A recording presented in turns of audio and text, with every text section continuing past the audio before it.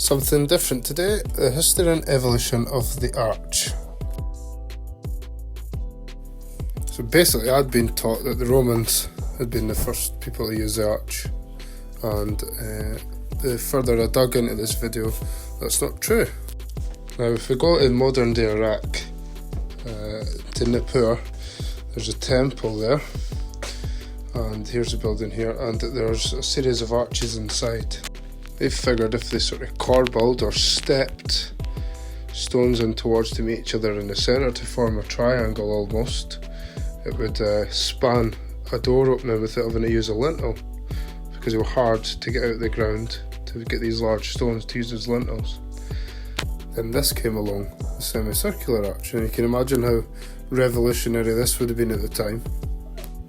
Now this predates sort of ancient Roman architecture by something like 3,500 years, and this is a semicircular arch which is basically being credited to the Romans.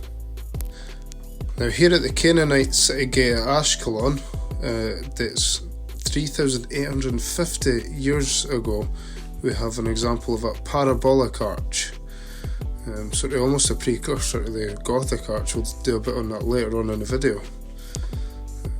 And there it is there.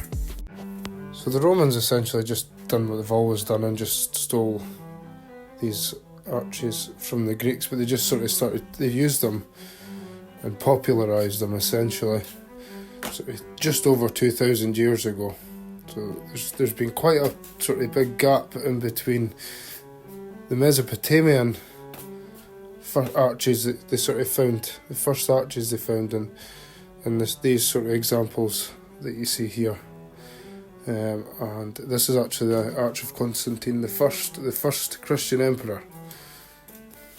Here's an example of an early medieval cathedral with semicircular arches, squat looking almost. So that I'd imagine they would have gathered together in the early Masonic lodges, and the master masons would have come up with this sort of idea to give the congregation a bit of light, a bit of height, a bit of grandeur, just to let the flock know that they're sort of subjugated and that the church is in power. So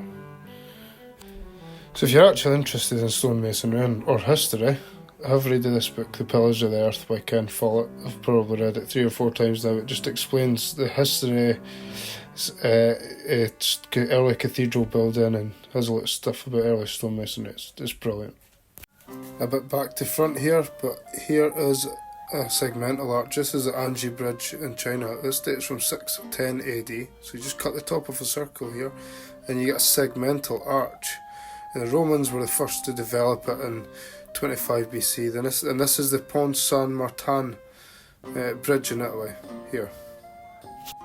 That takes us onto the Tudor arch, or the Persian arch, or more commonly known as a 4-centred arch, because when you draw it, you have 4 points in which to place your compass to get your curves, as you can see in this drawing here.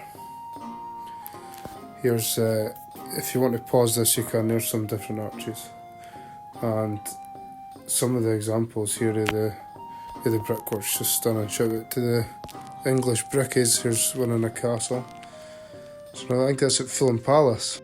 So if you got this far and you feel like you've learned anything, let me know in the comments, and I'll maybe do another sort of follow-up video where I might explain some other different types of arches, or maybe even different sort of forms of stonemasonry architecture, or just whatever. So yeah, let me know in the comments and I'll maybe put another one out.